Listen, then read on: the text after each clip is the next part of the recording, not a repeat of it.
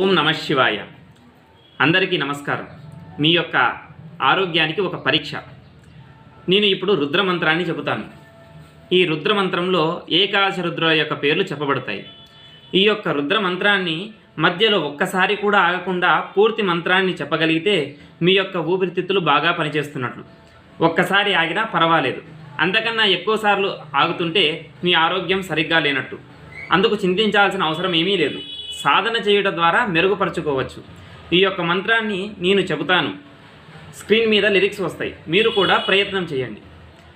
ఓం నమస్తే అస్తు భగవన్ విశ్వేశ్వరాయ మహాదేవాయ త్ర్యంబకాయ త్రిపురాంతకాయ త్రికాగ్నికాలాయ కాలాగ్ని రుద్రాయ నీలకంఠాయ మృత్యుంజయాయ సర్వేశ్వరాయ సదాశివాయ శ్రీమన్మహాదేవాయ నమః.